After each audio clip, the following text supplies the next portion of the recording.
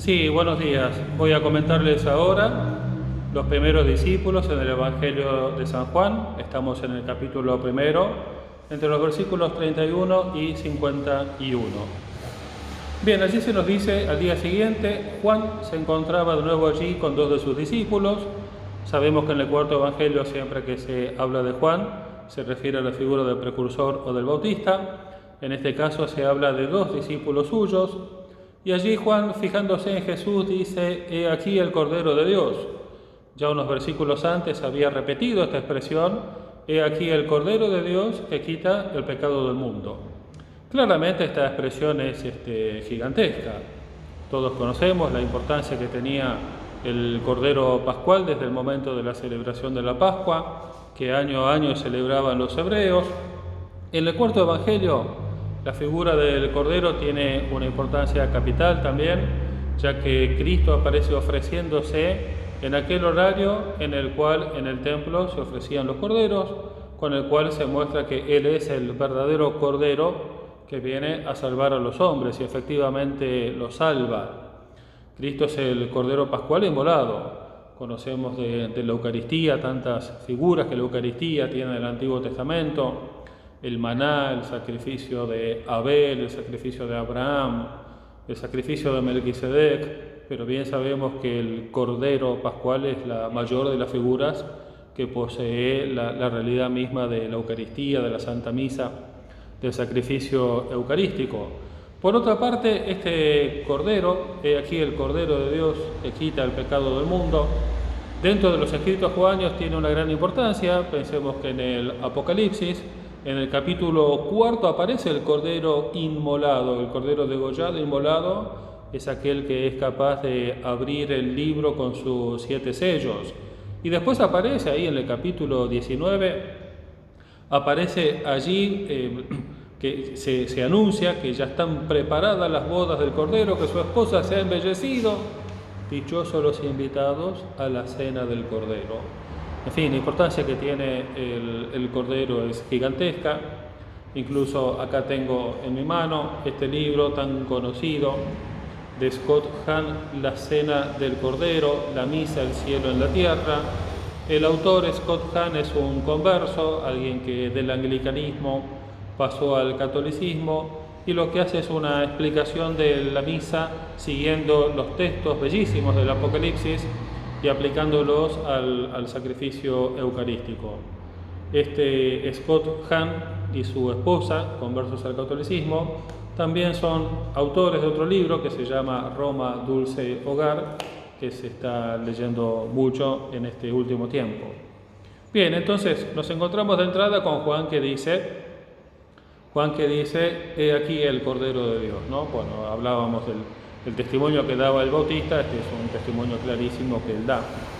Bien, estos dos discípulos, una vez que Juan los orienta hacia Cristo y le preguntan, bueno, ¿qué es lo que quieren, qué es lo que hacen?, Cristo les dice: «Maestro, ¿dónde vives?». Y Cristo les dice: «Vengan y lo verán». Fueron, estuvieron con él ese día, permanecieron con él ese día, y se da el detalle de la hora. Era al menos la hora 10ª, de la cual se sacan muchas interpretaciones espirituales, pero bueno, está el detalle de cuál era la hora, ¿no? Las 4 de la tarde. Vengan y lo verán. Permanecieron con él ese día. Lo que hicieron esos dos discípulos fue encontrarse con Cristo, permanecieron con él, tuvieron una convivencia, un trato íntimo, un trato directo. Y allí ese permanecer también tiene mucha importancia en San Juan. En el capítulo 15, yo soy la vid verdadera, el que permanece en mí da fruto, el que permanece en mí, mi Padre lo poda para que dé mayor fruto todavía. El que también aparece en relación a la Eucaristía, el permanecer, el que come mi carne y bebe mi sangre, permanece en mí y yo en él. Esta permanencia es uno de los temas propios de Juan, y aquí está mencionado de alguna manera por primera vez. Aquellos dos discípulos permanecieron con Jesús una vez que Juan les indica que Cristo era el Mesías. Bien, uno de los dos discípulos era Andrés, el hermano de Simón Pedro. Cuando Cristo se encuentra con él, le dice: tú eres Simón, el hijo de Juan, tú te llamarás Cefas. Aquí a Simón, el hijo de Juan, el hermano de Andrés, Cristo le está confiriendo un nuevo nombre, Cefas. Y al conferirle un nuevo nombre, le está confiando una misión. Cuando veíamos la vinculación, la relación del cuarto evangelio con los sinópticos, decíamos que este era un vínculo entre el cuarto evangelio y San Mateo.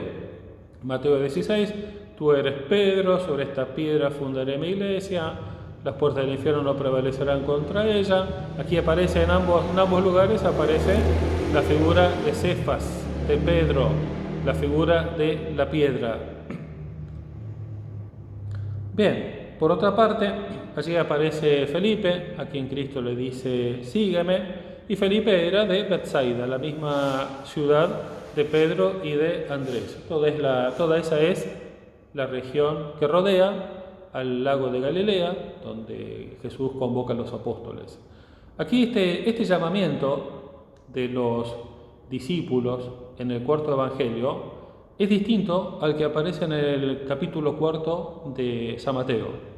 Allí estaban los apóstoles, estaban con su oficio de pescadores en el mar de Galilea, en la orilla.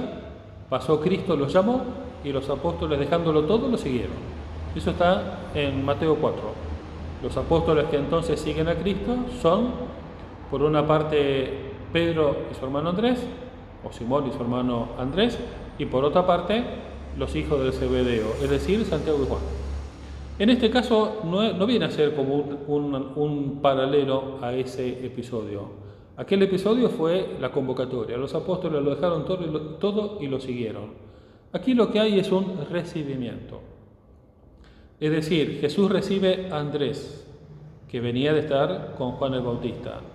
Jesús recibe a San Pedro, que es llevado por su hermano Andrés. Efectivamente, sí, lo convoca a Felipe, sígueme. Y la otra persona que aparece llegando hasta Jesús es Natanael. Natanael, que significa don de Dios. Natanael, que normalmente es identificado con el Bartolomé de los sinópticos. San Bartolomé se encuentra enterrado en la ciudad de Roma, en la famosa isla Tiberina, no muy lejos allí de la Basílica de San Pedro y de la Plaza del Vaticano. Bueno, este Natanael, este don de Dios, equivalente al Bartolomé de los sinópticos, es llevado por los apóstoles, es llevado hasta Cristo, y con gran sorpresa es él el que dice, ¿acaso de Nazaret puede salir algo bueno? Con lo que tiene de despectivo la expresión pronunciada por él. Aparece aquí mencionado en el Evangelio de Juan por primera vez Nazaret, aparece o la realidad de Nazaret.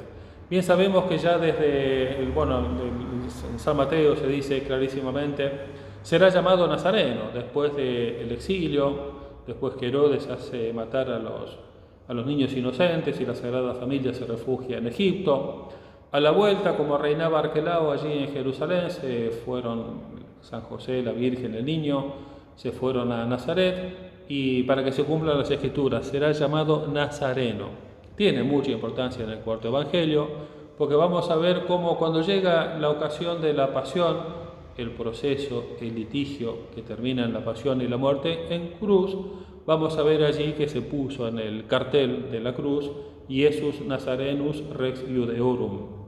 Este nazareno hace alusión clarísimamente a la ciudad de Nazaret, que no aparece mencionada como tal en el Antiguo Testamento.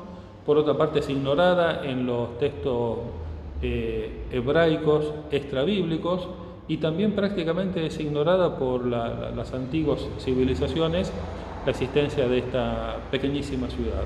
Sin embargo, será llamado Nazareno, Jesús Nazareno, rey de los judíos. Normalmente cuando se busca un poco el significado de este Nazareno, por una parte se va hacia la realidad del nazir, es decir, del consagrado, que aparece ya en el libro del Deuteronomio, en el capítulo 6, y por otra parte, cuando se busca el sentido de este Nazareno, también se llega a ese texto de Isaías, saldrá un renuevo, un vástago del tronco de Jesé. Ese renuevo, ese vástago, es algo así como Nézer, y hace una alusión muy grande a Cristo. Incluso ahí les voy a poner en el apunte El gran rabino de Roma, Israel Soli, fue durante 25 años, fue gran rabino allí en la ciudad de Trieste, es autor de un libro que se llama Nazareno, y él, uno de los temas que estudia es la importancia que tiene saldrá un renuevo del tronco de Jesé, un vástago del tronco de Jesé, aplicado al Nazareno que es Cristo. Bueno, esto valga como explicación de la realidad de Nazaret, donde Cristo se cría y pasa la mayor parte de su vida, toda su vida oculta la pasa allí. Después, bueno, ya terminando este pasaje, me interesa mucho reconocer esa profesión de fe que hace el Natanael una vez que le dice, te vi debajo de la higuera. Entonces, bueno, el Natanael hace una profesión de fe. Maestro, tú eres el Hijo de Dios, tú eres el Rey de Israel. Dos títulos gigantescos. Judíos, tu Feud, tú eres el Hijo de Dios. Siempre que aparece judíos en el cuarto evangelio se refiere a Cristo y acá está haciendo una profesión de fe. Y por otra parte, tú eres el Rey de Israel. Basileus tu Israel. El tema de la realeza va a aparecer en el cuarto evangelio, aparece en el capítulo 3. Si el que no nace de nuevo, el que no nace de lo alto, no puede entrar en el reino de Dios, no puede ver el reino de Dios. Ese reino de Dios aparece en el capítulo 6, luego de la multiplicación de los panes y del discurso en la sinagoga de Cafarnaúm, cuando aquella multitud extasiada quiso hacerlo rey a Cristo, y después aparece con un lugar, una importancia muy grande en el momento de la pasión y muerte, con la que mencionábamos recién, la realeza de Cristo, reconocida en el contexto del Jesús Nazareno, rey de los judíos, y bueno, y de Cristo que expresamente lo confiesa. Tú lo dices, yo soy rey, para esto he nacido, para esto he venido al mundo, para dar testimonio de la verdad. Bien, un poco terminando esta breve explicación de los primeros discípulos, como aparecen aquí en Juan 35 al 51, las palabras que le dice Cristo terminando esta parte. En verdad te digo, esta doble en verdad te digo, amén, amén, dico vobis, normalmente en las traducciones desaparece porque se traduce efectivamente o verdaderamente les digo. El cuarto evangelio utiliza, distinto de los sinópticos, este doble en verdad os digo. Verán el cielo abierto y a los ángeles de Dios subir y bajar sobre el Hijo del Hombre. Bueno, es conocidísimo, es sabidísimo que esto hace referencia a Génesis 28. Aquella ocasión en que Jacob, después de un largo viaje, antes de dormir, busca una piedra, la pone en el piso, la utiliza de almohada, la utiliza de cabezal. Allí durmiendo tiene un sueño en el cual él ve una escalera, la famosa escala de Jacob, cuya base está en la tierra y cuya parte superior llega al cielo, y a los ángeles que suben y bajan por esa escalera. Y allí Dios le dice, yo soy Yahvé, el Dios de Abraham, el Dios de Isaac, te voy a dar la tierra en la cual ahora estás apoyado, refiriéndose a la tierra que iba a recibir en herencia, en posesión. Y cuando termina ese sueño maravilloso, lo que hace en ese momento Jacob fue consagrar la piedra sobre la cual había dormido, consagra el lugar, la consagra con óleo, el mismo óleo que se utilizaba para ungir o que se usaría para ungir a profetas, sacerdotes y reyes. Ese mismo óleo lo utiliza para ungir esa piedra, y allí dice aquellas palabras: qué tremendo o qué venerable es este lugar, esta es la casa de Dios y la puerta del cielo. Y el lugar donde él tuvo esa visión la llamó Betel, que significa casa de Dios. Bueno, estas palabras de Jesús, una vez que convoca a Natanael y que recibe de Natanael esa confesión, tú eres el Hijo de Dios, tú eres el Rey de Israel, Cristo le dice que va a verás el cielo abierto y a los ángeles de Dios subir y bajar sobre el Hijo del Hombre. Con esta explicación concluimos lo que viene a ser el primer capítulo del Evangelio de San Juan.